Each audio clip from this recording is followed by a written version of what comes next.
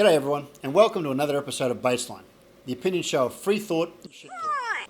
The show that tries for informative and just ends up being as annoying as a live bee up your nose.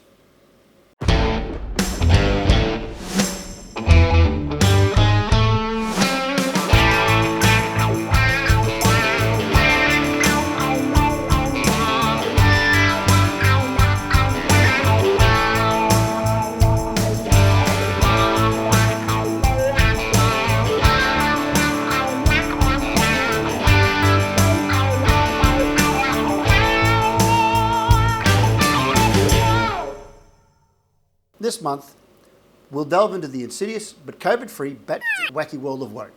You know, those brilliant thought bubbles that stew until radioactive from the bowels and colon of rainbows and unicorns, then like crushed glass and razor blades, painfully passes through the sphincter of never-ending social outrage to create the ever-increasing piles of feel-good excrement.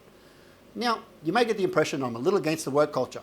Well, in part that's true, but what really twists my nipples is the manipulation, distortion, cancellation of science, history and languages.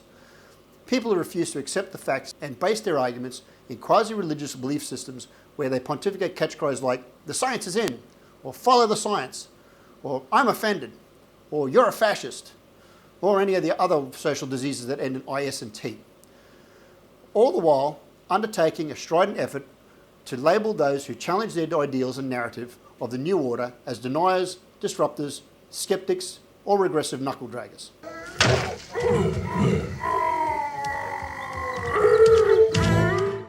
So let's start with language manipulation.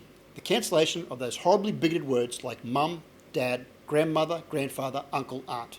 All the while, words and phrases being created in the ever-increasingly bastardized version of the English language to create Orwellian newspeak. Phrases like marginalized identity, woke supremacy, gestational or birthing parent, second biological parent, lactating parent, critical race theory, on fleek, okay boomer, non-binary, performative activism, white feminism, toxic masculinity, slut shaming, systematic oppression, oppressive wokeism, woke supremacy, and my personal favourite, suppository of wisdom. I think he's got irritable bowel syndrome. I think that's the problem that the Leader of the Opposition's got at the moment. It's still the suppository of all wisdom. Where words being thought up by left-hard arts degree holders create frankly up words, and I'm not making this up, like mansplain, pibbling, nibbling,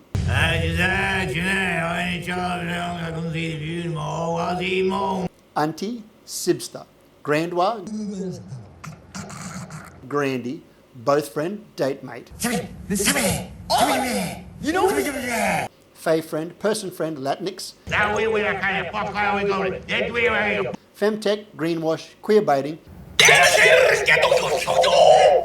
heteronormavity, and one I actually don't mind, covidiot.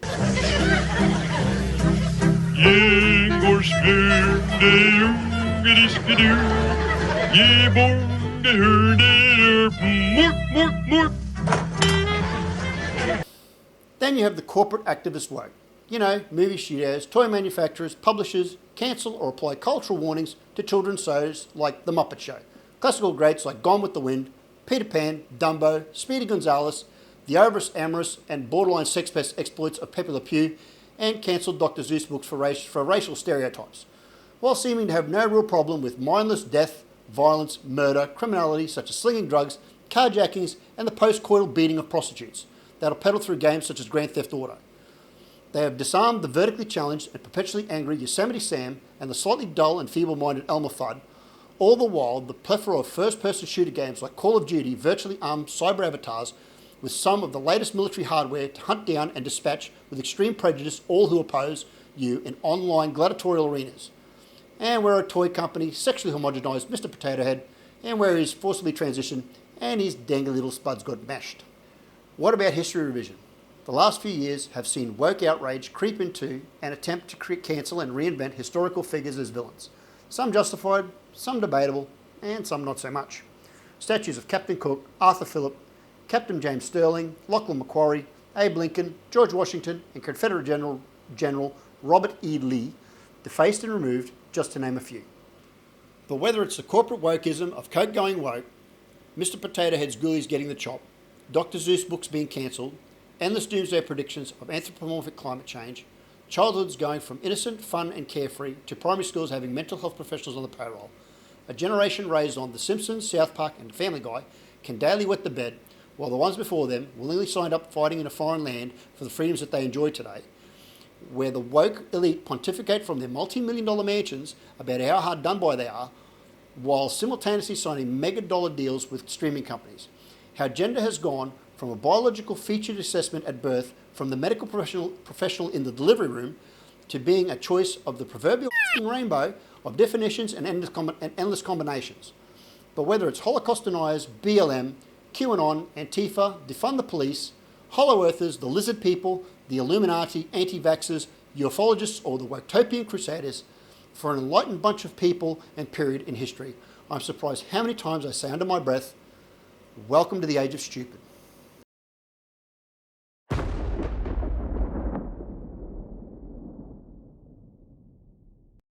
And on today's show, we have with us the always effervescent, bedazzled hippie child, the ever so intolerant anti-woke crusader, Wet Tropics Times journo and hairstyle hot mess, Tiffany Porter. Accurate. And very.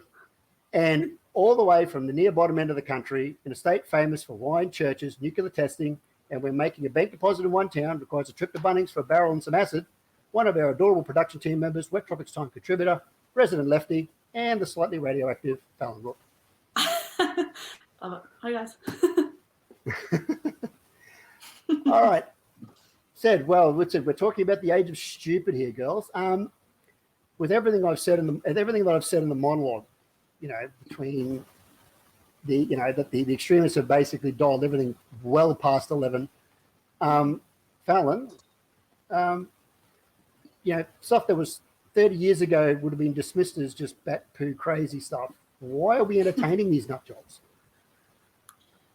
Look, honestly, that's a great question. I'd love to know the answer myself. I think, unfortunately, in this day and age, I think generally the fact that social media plays into all of this so much, not that it's necessarily a bad thing. Like, I guess, obviously, my intro said that I'm a bit of a lefty. I wouldn't necessarily say all the time, but I'm very open-minded and I'll listen to probably both sides of the story a little more than others would, which I think is where I got that nice title from.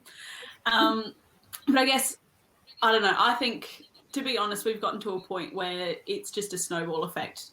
Like, one person in the media can say something and it's broadcast and all of a sudden they're on everyone's TV screens. And I think, unfortunately, in this day and age, too many people are trying to be seen in the media, and one thing goes wrong somewhere in a different country and then all of a sudden we have to be changing the rules and laws over here as well because of one incident. I think it's gotten to a point that because everything is so easily accessible through the media, I think it's just a bit of a snowball effect in the respect that, I don't know, I guess everyone wants to be heard, everyone wants their opinion to be heard.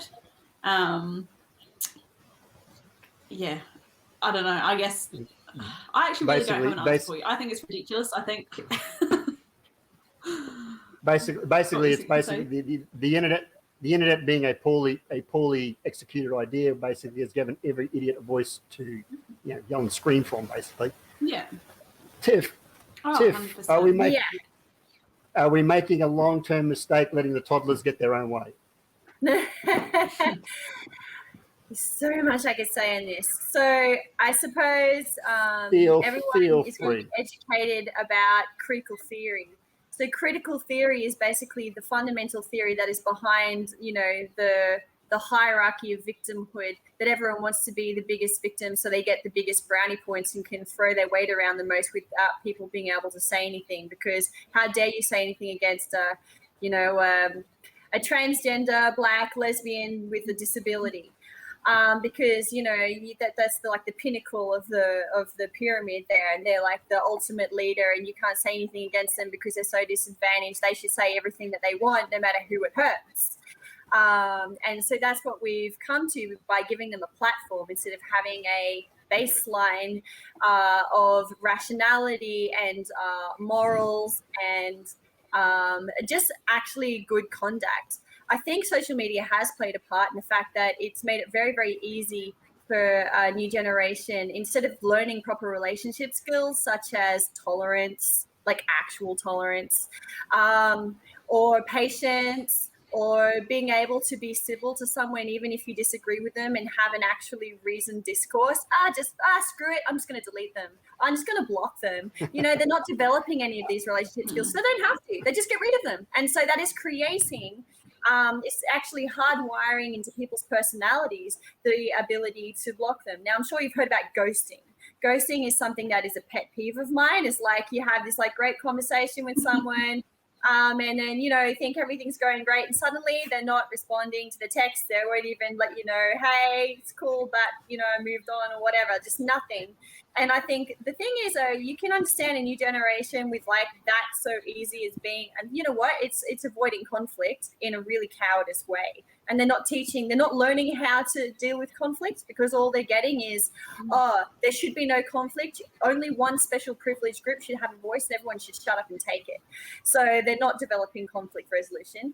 And so what you get is, you just get these, they're emotional children in adult bodies throwing their weight around, and a child throwing their weight around is painful enough to watch, but a full-formed adult, if they want to punch a wall, they'll punch a hole through it, and then they'll expect you to pay the damage because you made them angry. Well, I mean, the thing is that why do the silent majority, companies and the government, why do they're pandering to these extreme activists? The people painting themselves red and gluing themselves to roads. I mean, Fallon, why do we give these people oxygen, in the sense that we're giving them coverage?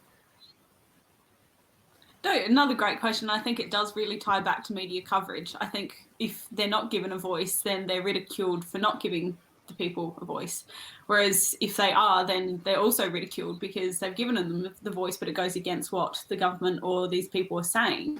So I think you're damned if you do, you're damned if you don't. I don't think there's necessarily any winners in this situation, unfortunately. I think the way it's all structured, you can put one foot out of line and that'll be broadcast all across Australia. You can say one comment that you definitely didn't mean in that way and everyone hears about it. I think the fact that media is so widely spread makes it so difficult for these things to be, I guess, what's the word for it? I guess it's just really hard to kind of park anything like this. Like, you can't ignore these different groups, like whether it's a minority group or someone that's got a big following with on them, whether you're a government group or you're a community group in a small town. I think this day and age, it's all about everyone having a voice, and unfortunately we've created this society where everyone does have a voice, but unfortunately in doing that we've pretty much opened it up that everyone can have an opinion on everything, whether it's complete and utter or not. I mean, we look at when we did the production meeting, first production meeting for this, full disclosure, in the last month, I have been barely able to keep up with the, with the stupidity. I mean, Tiff, we've had everything from, Iran being elected to the women's rights body, a university in the UK, warning about Sir Isaac Newton being a racist because he had shares in a slave trading company. Just the other day, the Victorian government now is, debating legislation whether farm animals are sentient or not. And yesterday or the day before, the good old Disney Channel, Snow White ride has been cancelled because of the question mark over in sexual. Let me see if I get this right. Sexual advances and consent issues. I mean, Tiff, where do we start? Well, we should start where they've started, which is indoctrination through the education system. So you've got people teaching 6-year-olds that you can be any sex that you want, and they're going home crying to their mummies that they don't want to turn into a boy, or they don't want to turn into a girl, or their classmate did, and now they're confused about what it all means. And that's not really helping anybody. I don't think things like that should really be taught to children until they're at least, in the teenage years, when they have the maturity to really understand some of these things. The indoctrination runs deep, and it started in the well, before the 70s, but really started taking hold in the universities there. And it's slowly over time spread through every area of our civic life, from, you know, the universities into the education system, because they teach school teachers, into the media, and we can all see what that's done, into the government, and now we're finally reaping the effects of that. But also I think it's important to remember, especially when you have a globalist society, and there's a lot of conservative, you know, people of color in the world that are bringing that conservatism back into some of these Western countries that have become quite liberal. Actually, liberal is not a bad thing. Left is. And I think there's an aside here, that the liberals and the conservatives are actually really close to each other. They're not left and they're not right.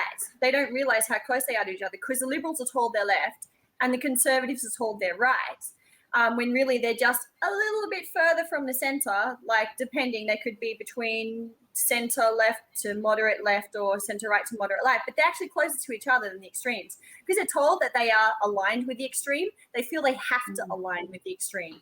And so what you have is you have a population that is actually not a majority is insane, but it seems like a majority is insane, because it's the insane ones that are promoted in the media. It's the insane ones that are promoted in politics. It's the insane ones that are promoted in the education system, because people at the top, they've been indoctrinated. They've fully supported critical theory despite its many failings and its social Marxist foundations and its economic Marxist foundations.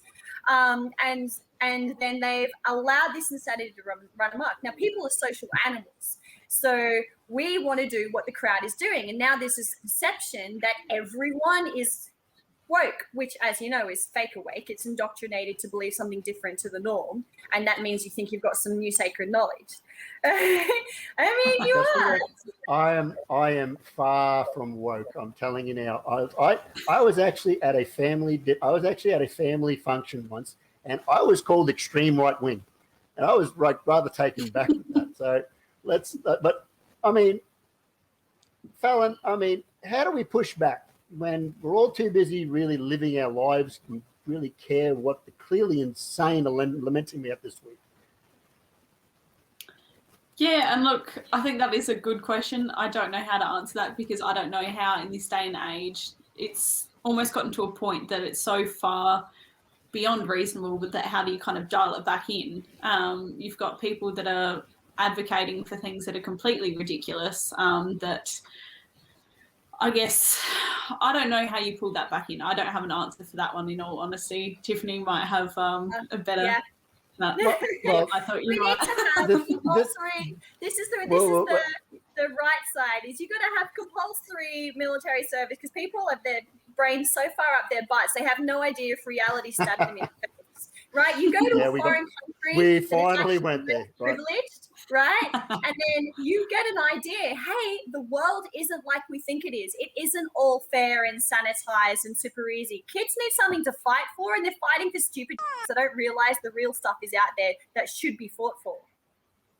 Well, Tiff, you actually touched on that before when we were talking about how it started back in the 70s with universities. I mean, now we've got the activists teaching the next. So it's basically a self-perpetuating machine of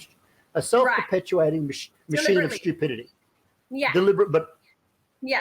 It said, I mean, whether intentional or not, you said you can only keep dumbing things down. Now for the final bit of this month's show. Quite recently, journalist Beverly Wang from the ABC wrote an article praising and both praising and lambasting the sweet and adorable Aussie kids show Bluey. After seeing the pile on from other media outlets, my guests and I, we should adjudicate who's right, who's wrong, and who's insane. What I pretty much read about the article was pretty much straight up and down until about 2/3 of the way through it, when the proverbial handbrake was ripped on and it took a hard left turn into a table drain. I got a quote. I said, this is what she wrote: "Can Bluey be more representative? Who are the disabled, queer, poor, gender diverse dogs of colour and single parent family dogs in Bluey's Brisbane?" You're kidding me, right? I mean, you have to laugh. Now, Fallon, this show is marketed from infant to age 6 group bracket. Yeah. Why would journalists take an obvious cheap shot creating controversy where there really is none? Oh, 100% media stunt. I think the fact when she said that the producers need to be looking at this show with a political lens, I think half of the people reading this would have been like, well, what kind of book are you talking? It is for children who do not need to know all of this at this point in their life. They're tiny. Like, I think that's where it comes back to what Tiffany was saying earlier in the show. Kids need to be able to be kids. I think it's the same with disciplining them and, I don't know, I guess allowing them to actually enjoy their childhood. You get into your teenage years and all these different things are forced on you. Why not actually be able to watch a TV show that's purely innocent? Well, you don't need to learn about politics, and you continue. I mean, to be perfectly honest, I love the show, right? I mean, like, I sit down with my niece and we watch it, and like I've been caught, around the apartment, and Sari's caught me binging. It's binging it. There's no kids around. I'm watching it myself. I think it's absolutely awesome show. Like, it's a 7-minute safe space for kids that they can go there and watch it. And I've actually, I'm going to get it put up on the screen. I'll get it put up on the screen. But just when you look at the circle of friends with that, that are close to Bluey and Bingo.